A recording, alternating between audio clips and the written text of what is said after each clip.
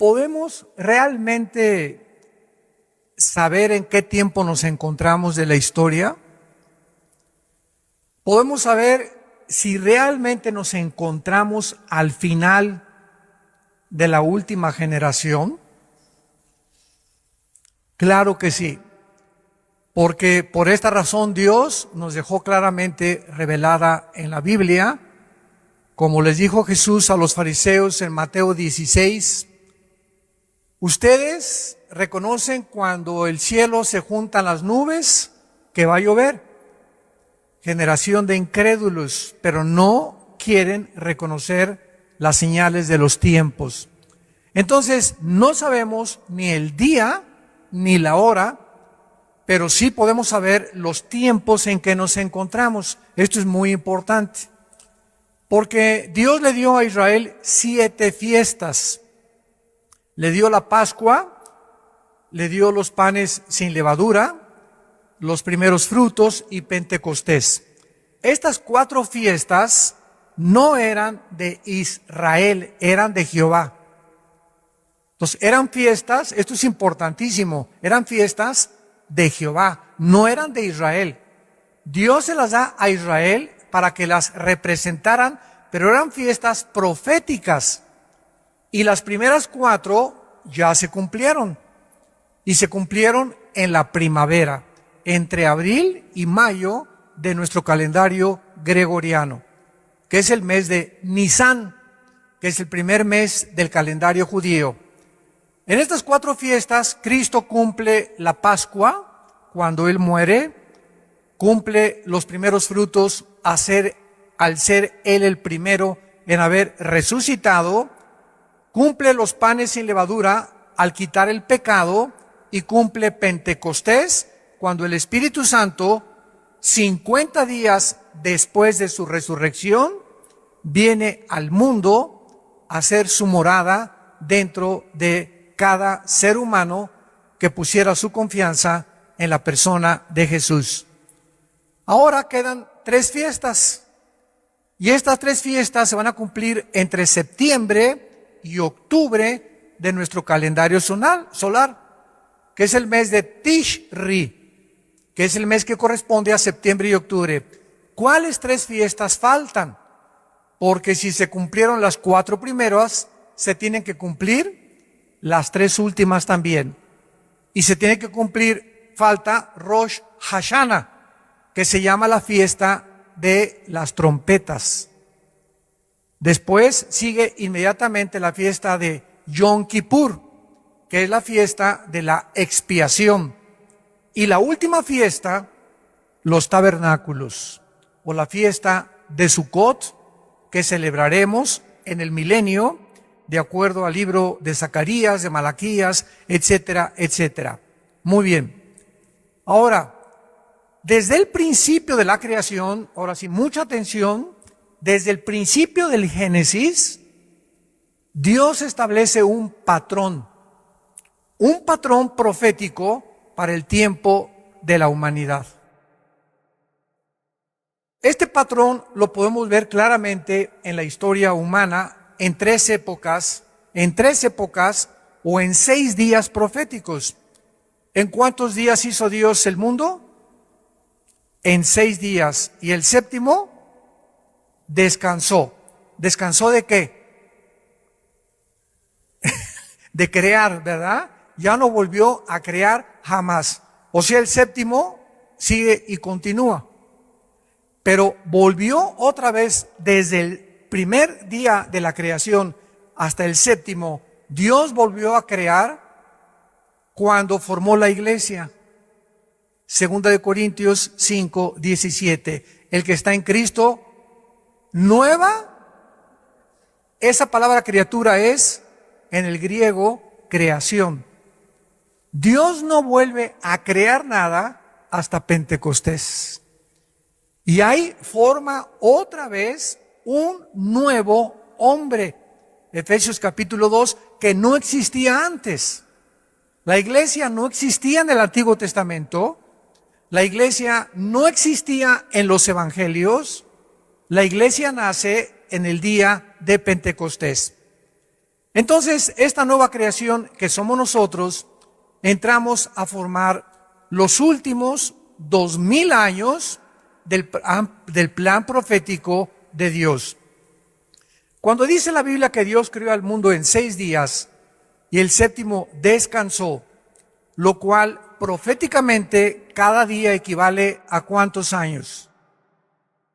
A 1000, porque para Dios un día son 1000 años. Apúntalo, Salmo 90, versículo 4. Y segunda de Pedro 3:8, para Dios un día son 1000 años y 1000 años son un día. Y estos 6000 años están divididos en 2000 años cada uno. De Adán a Abraham hubo 2000 años. De Abraham a Cristo hubo 2000 años. Y de Cristo a nuestros días tienen que haber 2000 años. Y el séptimo día, que es el milenio, que son los 1000 años que vamos a descansar en el reino mesiánico, están a punto de cumplirse después de la tribulación. Pero hay algo importante. Los judíos tienen los años de 360 días. Y el Papa Gregorio cambió 350 años después de Cristo el calendario a 365 días, que se llama el calendario gregoriano. Entonces, del calendario gregoriano a nuestros días, se estableció que Cristo muere a los 33 años de edad, ¿correcto? ¿Y cuándo comienza la iglesia? Y comenzamos a creer que cuando nació Cristo hasta ahorita llevamos 2000 años, pero llevamos 2021 años. ¿Me van siguiendo? Y Cristo muere a los 33 años de edad, 33 años y medio más o menos, y estos 33 años y medio no pueden ser contados dentro de la época de la iglesia, porque es hasta que Cristo muere que se rasga el templo de arriba para abajo, el velo, implicando el Espíritu Santo, Hebreos capítulo 8, de que ahora teníamos acceso al lugar santísimo sin intermediarios, sin un sacrificio de un animal, sin que San José, San Cristóbal, Santa Rita de Casia, la Virgen de la Macarena, pudiéramos acudir a pedirles que intercedieran por nosotros ante Dios. Entonces, esto es muy importante porque estos 33 años no forman parte de nuestro calendario.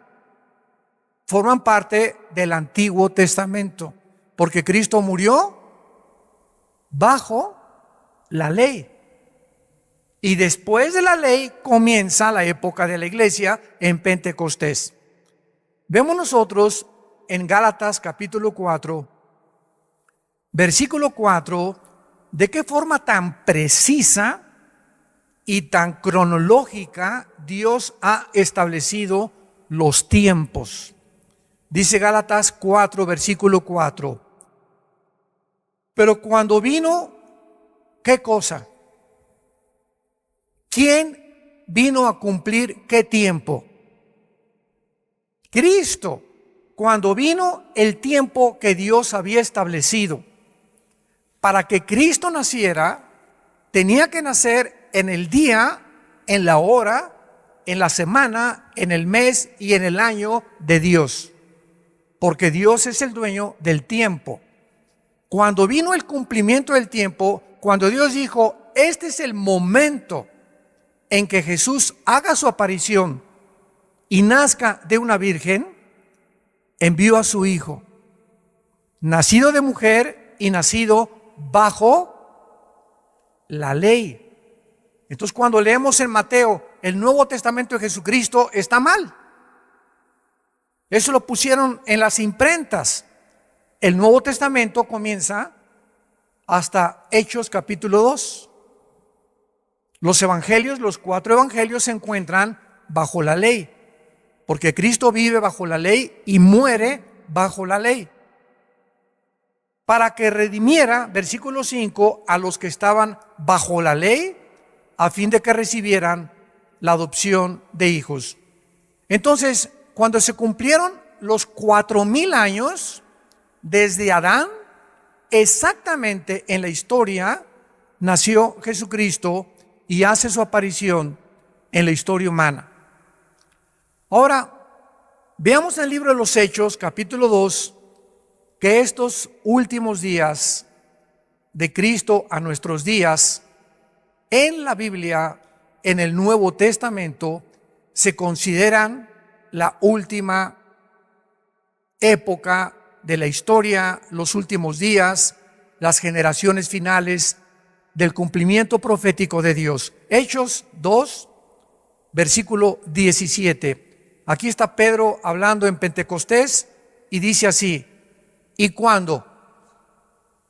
Y en los postreros días, apúntenlo en el griego, eschatos emera. Eschatos, tal como suena CH, eschatos en el griego es los últimos. Esto es importantísimo para los estudiantes de la Biblia.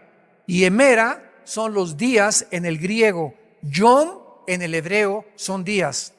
En el griego son emera. En los últimos días, dice Dios, derramaré mi espíritu sobre toda carne. Vemos nosotros que entonces estamos viviendo los últimos días. ¿Desde cuándo? Desde Pentecostés. Estos últimos 2,000 años de historia de la época de la gracia, 2,000 años, que son 2 días, vamos a demostrarlo ante los ojos de Dios, son los últimos tiempos que se conoce como la dispensación de la gracia. Y veamos en 1 de Juan, capítulo 2, versículo 18, de qué forma el apóstol Juan vuelve a corroborar lo que Pedro dijo en Pentecostés. 1 de Juan 2, 18. Hijitos, ya es el eschatos emera, que se tradujo aquí el último tiempo. Y Juan estaba escribiendo esto hace 2,000 años. Él reconoce, nos encontramos en los últimos días. Y según ustedes oyeron que el anticristo viene. En tiempos de Juan el anticristo no había hecho su aparición. Así que ahora han surgido muchos anticristos. Por esto conocemos que es los últimos días. Es lógico que antes de Cristo no hubiera anticristos. Aunque hay tipos como Nimrod y como Antíoco Epífanes que van a aparecer e hicieron cosas que el anticristo va a hacer. Pero en el momento que Cristo aparece, tiene que venir una falsificación del Mesías. Porque la palabra anticristo es en lugar de Cristo o en contra de Cristo. Apúntalo, esto es importante. Anti significa en contra o en el lugar de Cristo. Y Jesús lo dijo, vendrán falsos mesías.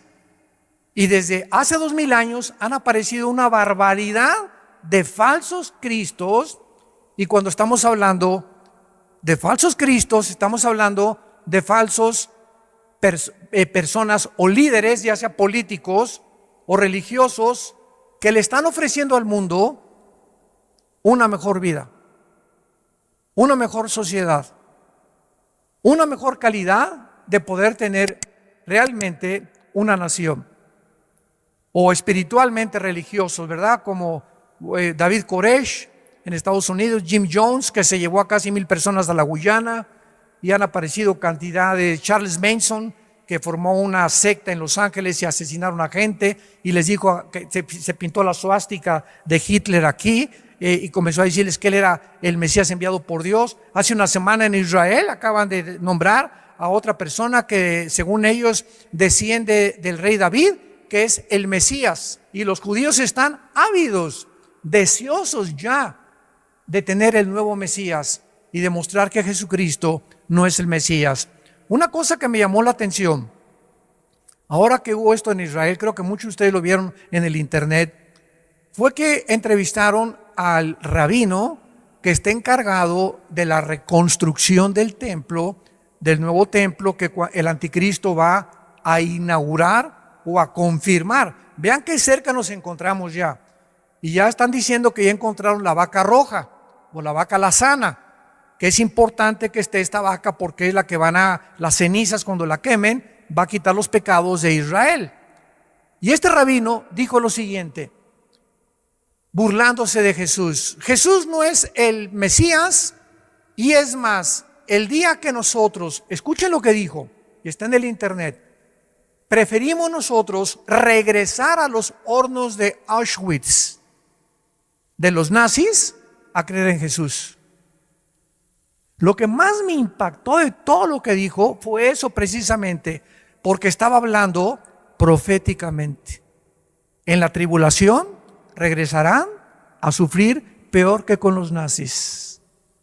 Y él mismo estaba hablando una profecía sin saber. Preferimos regresar a sufrir lo que sufrimos con los nazis antes de creer en Cristo. Y eso es exactamente lo que los 7 años de la tribulación van a sufrir, donde Dios terminará con la nación de Israel, y entonces al final reconocerán, cuando vean sus manos traspasadas con los clavos, dice Apocalipsis 1:8, dice Zacarías capítulo 14, mirarán al que traspasaron y harán lamentación por él. Muy bien, entonces estos últimos días comenzaron con el nacimiento de la iglesia de Pentecostés. Y el sistema sacrificial de los judíos terminó. Ya no hay necesidad de sacrificios, ya no hay necesidad de sacerdotes. Ahora el sacrificio final y último lo hizo Jesucristo. Por eso dice Juan 1:17, la ley vino bajo Moisés y la gracia bajo Jesucristo. Un momento, me han preguntado que entonces no había gracia en el Antiguo Testamento. Claro que sí. Entonces, ¿qué significa que Moisés trajo la ley y Cristo trajo una nueva dispensación? La gracia significa que cuando Jesús aparece, es Él. Jesús es la gracia de Dios, porque viene a pagar finalmente y a terminar con el pecado. Esto es lo que significa que Jesucristo trajo la gracia en Juan 1, versículo 17. Muy bien, ahora veamos a continuación, ¿cómo sabemos que este patrón, ya están las preguntas, cómo sabemos que este patrón de los 6 días equivalen a 6,000 años? Muy buena pregunta, ¿verdad? ¿Cómo sabemos que este patrón del plan profético de Dios continuará cumpliéndose con nosotros como la iglesia cristiana? Hemos identificado el patrón bíblico de 6,000 años de la historia, compuesto por días proféticos, cada día 1,000 años, y divididos en 3 épocas. De Adán a Abraham, 2,000 años. De Abraham a Cristo, 2,000 años. Y de Cristo a que termine la iglesia, 2,000 años. ¿Cómo lo sabemos? Actualmente nos encontramos en esta tercera época de 2,000 años, que estarían los últimos 6,000 años. Y nos preguntamos, ¿por qué cuando se cumplió el año 2000 no vino Jesús? Yo veo que a muchos les salía humo por los oídos. Esto es maravilloso, la Biblia es maravillosa. Bueno, porque estamos ¿en qué año estamos? En 2021.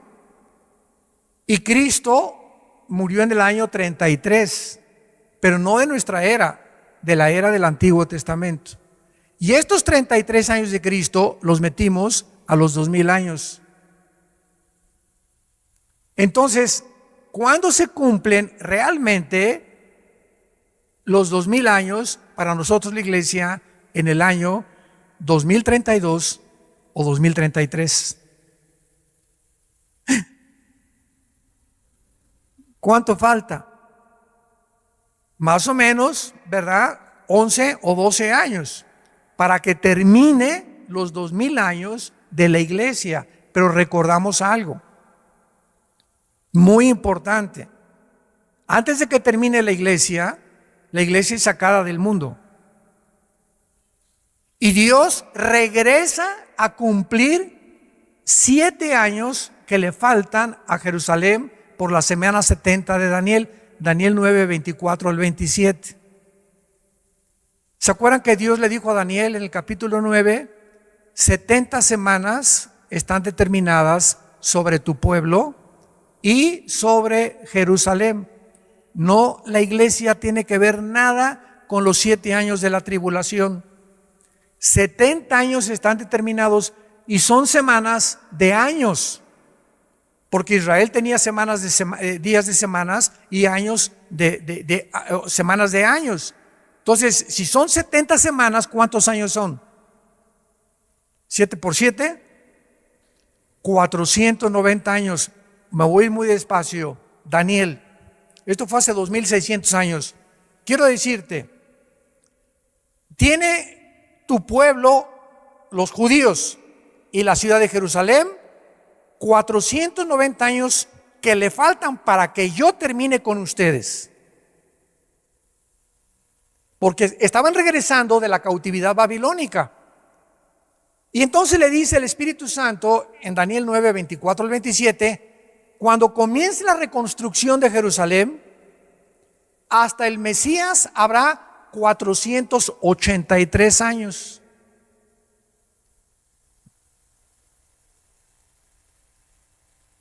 ¿Y cuándo comenzó la reconstrucción? En Nehemías capítulo 2 con el rey Ciro. Y luego vino Artajerjes su hijo, y de ese tiempo a la cruz, matemáticamente, cronológicamente, con una exactitud que solo el Espíritu Santo pudo haberlo hecho, vino Jesucristo y murió en la cruz. Y cuando Él entraba el domingo de Ramos a Jerusalén, se estaban cumpliendo 483 años. ¿Cuántos años faltan para Israel? 7, para que sean 490, ¿correcto? Y estos 7 años se interrumpieron porque los judíos rechazaron al Mesías. Y vayamos ahora al Evangelio de Lucas para ver lo que Jesucristo les dijo a los judíos. Capítulo 13 del Evangelio de Lucas, versículo 34. Lucas 13, 34. Jerusalén, Jerusalén, que matas a los profetas y apedreas a los que te son enviados. ¿Cuántas veces quise juntar a tus hijos como la gallina a los polluelos debajo de sus alas y no quisiste? He aquí, vuestra casa les va a quedar desierta y ya no me verán hasta, subraya en tu Biblia, hasta. Ustedes, pueblo judío, pueblo de Israel, no me van a volver a ver hasta que llegue el tiempo en que diga Baruch Hashem Adonai Elohim. Es hebreo. Aquí está la traducción: bendito el que viene en el nombre del Señor.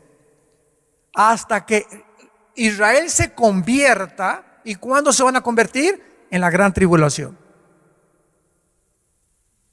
Entonces, hasta ese momento, Israel va a reconocer a Jesucristo, no antes. Y cuando Él venga, entonces, ¿verdad? Zacarías 12, que Zacarías 14, Apocalipsis capítulo 1, harán lamentación, mirarán al que traspasaron y se convertirán a Jesús. Entonces vemos nosotros que para contestar las preguntas anteriores, ¿cómo sabemos que este plan profético de Dios continuará cumpliéndose con nosotros?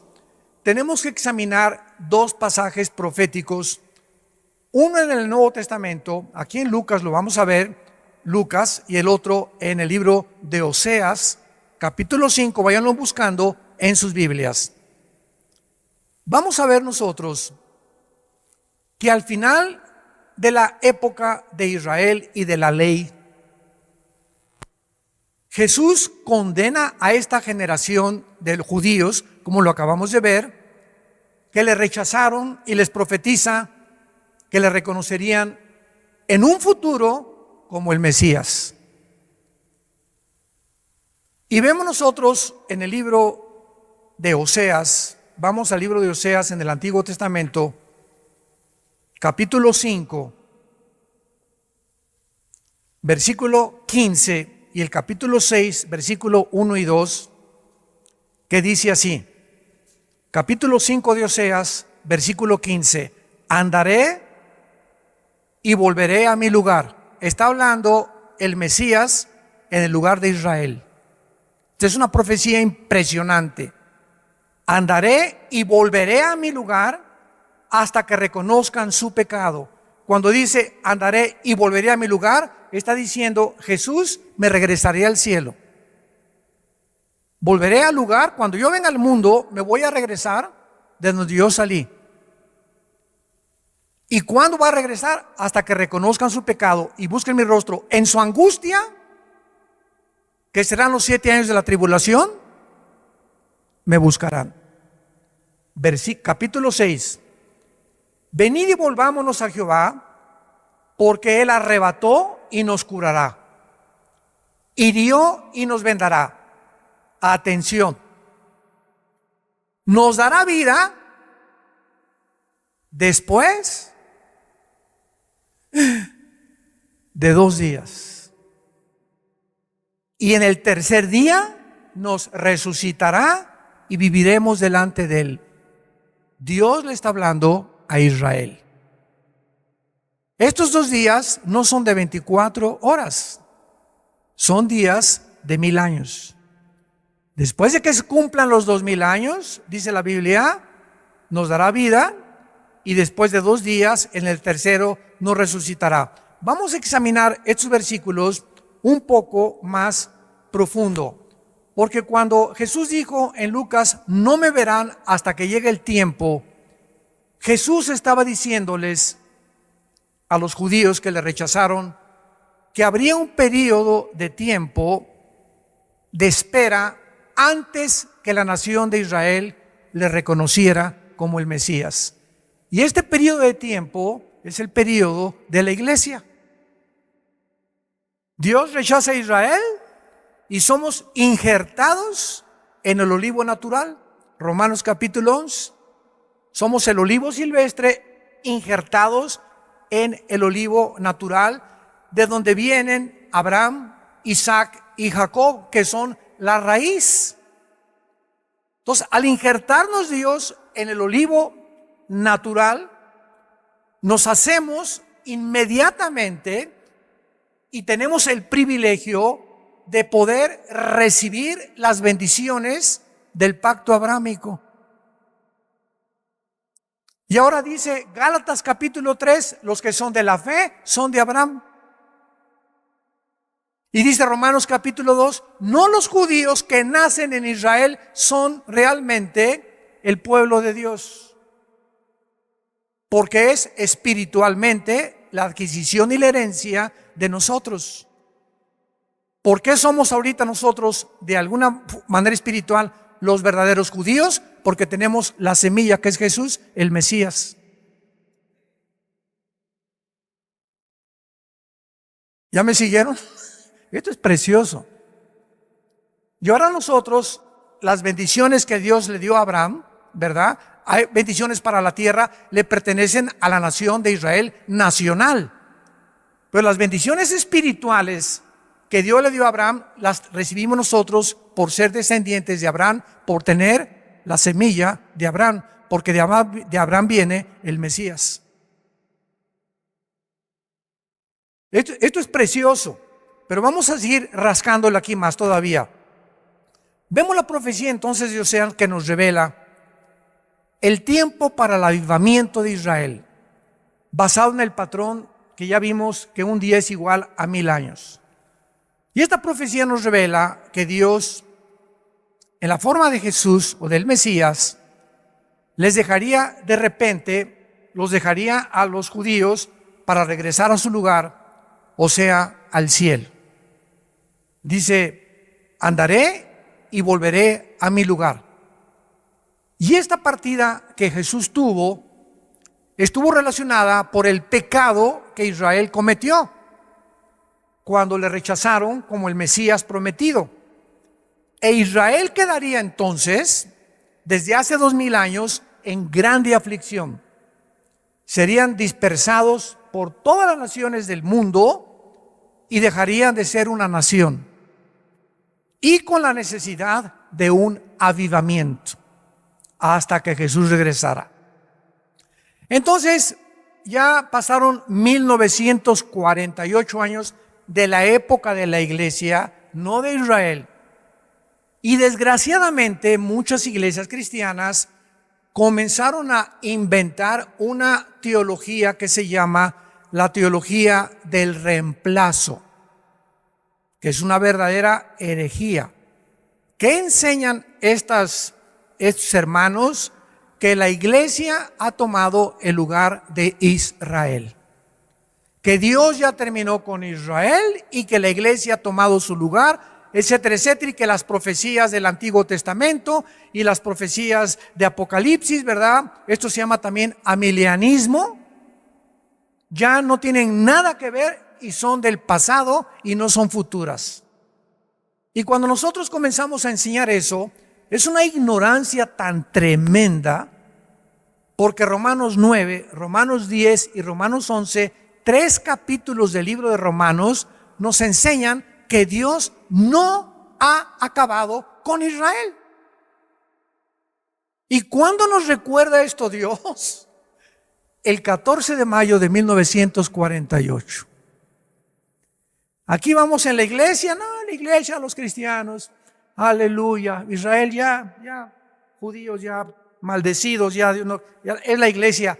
Y de repente el mundo voltea en 1948 a la nación de Israel y de una forma impresionante, impactante, sorpresiva, repentina, el pueblo judío que Dios supuestamente había rechazado, regresan a formar un Estado libre e independiente, soberano, el 14 de mayo de 1948.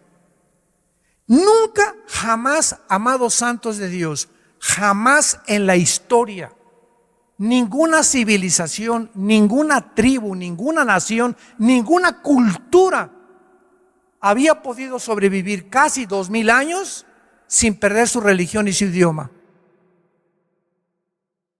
Ahora que mi esposa y yo radicamos al otro lado, pasando el río Bravo, nos damos cuenta que todos los mexicanos que llegan a Estados Unidos a vivir, guatemaltecos, hondureños, centroamericanos, etcétera, etcétera, al llegar a Estados Unidos, y muchos llegaron hace como un siglo más o menos, inmediatamente se adaptaron a la cultura norteamericana. Y no quieren que ser reconocidos como mexicanos o como hondureños o como guatemaltecos, y se visten igual que los americanos con sus calcetines, con sus cachuchas, con sus shorts. O sea, quieren adaptarse para que no se vean diferentes a los americanos y que los llamen que son americanos. Y ya a los 5 o 10 años ni español hablan. O el español que hablan, desgraciadamente, ¿verdad?, por no practicarlo, pues está bastante adulterado ya, ¿verdad? Como palabras como parqueo, que es estacionamiento, la troca, que es el truck, viene la palabra, el pick-up de las camionetas. Bueno, cantidad de palabras que tú escuchas modificadas, mitad inglés y mitad español. Y los italianos que han llegado también en 1915, 1920, los ingleses, los alemanes, todos se han adaptado a la cultura norteamericana. Y ninguno quiere regresar a México, ninguno quiere regresar a Centroamérica, ni Italia, porque Estados Unidos se convirtió en el país de los migrantes. Nadie quiere irse a vivir a Rusia, ni a la China. Todo mundo quiere irse a Estados Unidos. Eso ya se acabó. Pero nos damos cuenta que los judíos son la única cultura que después de casi 2000 años continuaron practicando el hebreo. continuaron practicando su religión. Y cuando regresan en el 48, se convierten en la primera cultura de la historia en sorprender al mundo en un día. En un día las Naciones Unidas los declaran Estado independiente, libre y soberano. ¿Qué nos estaba diciendo Dios a los cristianos? Aquí vamos los cristianos. Nos estaba diciendo Dios: no me he olvidado de Israel. Voy a venir por ellos. Están en la banca. Ahorita está el Barcelona y el Real Madrid. Va 5-0 a favor de Barcelona. Se nota que soy del Barcelona, ¿verdad? Y en la banca hay jugadores que no entran al campo a jugar, pero no significa que no formen parte del equipo. Entonces, Israel está en la banca y nosotros estamos jugando en estos 2000 años en la cancha porque estamos tomando parte activa de predicar el Evangelio de Jesucristo. Se nos dio el privilegio a nosotros de predicar el Evangelio mientras Dios sigue tratando con la nación de Israel. Entonces, en el 48 recobran su identidad nacional, pero siguen en incredulidad, porque todavía no aceptan a Jesús, aunque se calcula que hay 180,000 judíos étnicos que han aceptado a Jesucristo. Y esto que ya hay judíos nacidos en Israel, que se han convertido a Jesús, es una señal de los últimos días. Ahora, regresamos a esta profecía impresionante de Oseas. Esta profecía nos revela que Dios, en la forma de Jesús, el Mesías, les dejaría. Me iré y volveré a mi lugar para regresar otra vez. Esta partida la tuvo Jesús cuando lo rechazaron. Y esta aflicción de muerte nacional duraría 2 días, que ya están a punto de cumplirse. 2000 años en que los judíos iban a sufrir, y hasta ahorita los judíos tienen patria, pero no tienen templo. Y los judíos sin templo no son judíos, porque lo que los hace a ellos eso es el templo y los sacrificios. Y el que va a permitirles que reconstruyan el templo y que regresen al sistema arónico y levítico de sacrificios sacerdotales será el anticristo. Y ya ante nuestros ojos están ellos tratando de volver otra vez. Pero lo que era el templo de ellos, ¿saben en dónde se encuentra? Debajo, los que conocen Israel, una vez fuimos a Israel, muchos de ustedes nos acompañaron. En cualquier foto de Israel vas a ver una cúpula dorada, grandísima, que es, ¿verdad?, lo primero que se ve en las postales. Esa cúpula dorada es la mezquita de Omar, la mezquita musulmana, que 600 años después de Cristo, cuando los romanos en el año 70 destruyeron Jerusalén y no dejaron piedra sobre piedra, 600 años después casi, Omar, un musulmán, dizque profeta, construye arriba de lo que era el templo que reconstruyó Herodes en tiempos de Jesús. Le dijeron a Jesús: mira nomás qué maravilla el templo. Y Jesús dijo en Mateo 24: no quedará piedra sobre piedra. Y en el año 70 no quedó piedra sobre piedra cuando los romanos, bajo el general Tito, hijo de Vespasiano, el emperador romano, arrasó con Jerusalén. Y en el año 600 Omar construye arriba de donde estaba el templo judío una mezquita musulmana como una maldición, porque fue una maldición para los judíos que arriba de su templo otra religión pagana estableciera su lugar de adoración. Y hasta este momento del 2021, a ver, quítenles la cúpula de la roca o la mezquita a los musulmanes, ni de chiste. Porque el día que la destruyan para construir el templo, se viene una guerra nuclear. Se vendrían toditititos los más de 1.500 millones, casi 2.000 millones de musulmanes en el mundo para destruir a Israel. Entonces tiene que pasar un milagro o alguna guerra, tal vez la de Ezequiel 38 y 39, que vamos a hablar tal vez hoy en la tarde acerca de esto, para que puedan realmente los judíos reconstruir en el lugar donde ellos necesitan reconstruir el templo. O tal vez la guerra del Salmo 83 de las naciones árabes, que puede venir antes de la guerra de Ezequiel capítulo 38. Entonces esta aflicción ha durado casi 2000 años y el pueblo de Israel podría esperar su avivamiento después de 2000 años, pero su tiempo histórico no continuaría como la época brillante que tuvo Israel, porque Israel está muerta espiritualmente hasta nuestros días. ¿Saben ustedes que Tel Aviv es la capital de los gays a nivel mundial? Se convirtió en la capital del movimiento LGTB del mundo, la ciudad de Tel Aviv.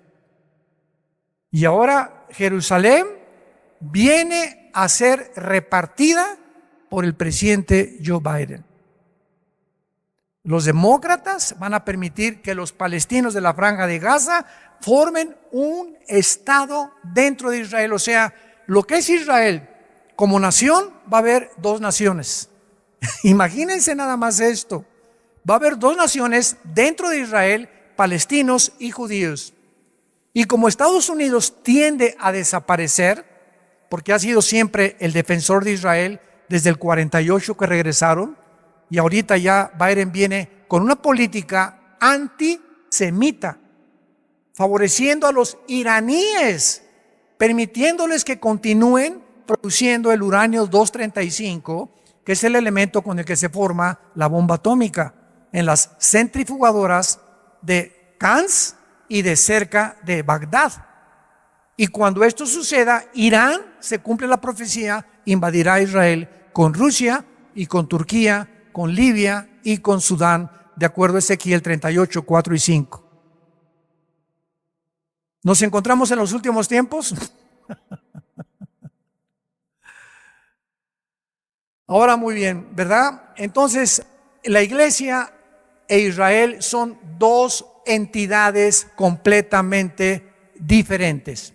Todos ustedes que son estudiantes de teología, es la diferencia entre la teología de la Reforma y el dispensacionalismo. Dentro de la teología de la Reforma, ¿verdad?, la mayor parte de las iglesias presbiterianas proclaman la teología de la Reforma, que establece que Israel y la iglesia, ¿verdad?, es la misma entidad, o que no son dos entidades diferentes ni separadas, sino que Dios ya cumplió todas las cosas con Israel y que la iglesia ha venido a ocupar su lugar, etcétera, etcétera. Y el dispensacionalismo es la teología que divide la Biblia en 7 diferentes administraciones, que es la palabra oikonune en el hebreo, que significa economías o administraciones de una casa. Y estamos viviendo dentro de la dispensación o la administración de la iglesia, que es la actual en la que tú y yo estamos viviendo. Y Dios va a regresar con Israel, se van a convertir en la tribulación y entramos entonces a el milenio. Pero mientras Israel desapareció, Dios formó algo que no existía en el Antiguo Testamento ni en los Evangelios. La iglesia, dice Efesios capítulo 2, un nuevo hombre. Un cuerpo que no existía antes, que estamos en Cristo. Y en el arrebatamiento, ¿quiénes nos vamos en el arrebatamiento? Los cristianos desde Pentecostés hasta nuestros días, porque en el Antiguo Testamento los santos no estaban en el cuerpo de Cristo, no había sido formado el cuerpo de Cristo. Es una nueva entidad espiritual, el cuerpo de Cristo. Y los santos del Antiguo Testamento resucitarán, Daniel 12 del 1 al 3, después de la tribulación. Porque hay varias resurrecciones de acuerdo a 1 Corintios 15, 22 al 28. El primero es Cristo, las primicias, después los que son de Cristo, dice Pablo. ¿Quiénes somos de Cristo? La iglesia. Entonces tenemos que entender y separar esto para que no nos confundamos escatológicamente, como hay tanta confusión actual que hasta muchos niegan que ni siquiera va a haber un rapto de la iglesia. Y simplemente porque el rapto de la iglesia es un misterio, dice Pablo, 1 Corintios 15, 51 y 52, que no existía antes. Y este misterio de la iglesia estaba escondido en las épocas antiguas. Romanos 16, los dos últimos versículos, Efesios capítulo 2, estaba escondido, que es en nosotros Cristo, la esperanza de gloria. No existía esto en el Antiguo Testamento, ni tampoco en los Evangelios. En Mateo 24 no está el rapto, en Lucas 21 no está el rapto, en Marcos 13 no está el rapto, en el Antiguo Testamento no está el rapto. El rapto era un misterio que se lo reveló Dios, no a Juan, no a Pedro, no a Santiago, no a Mateo, se lo reveló al apóstol Pablo. Y era un secreto escondido que le plació a Dios esconderlo y revelárnoslos a nosotros.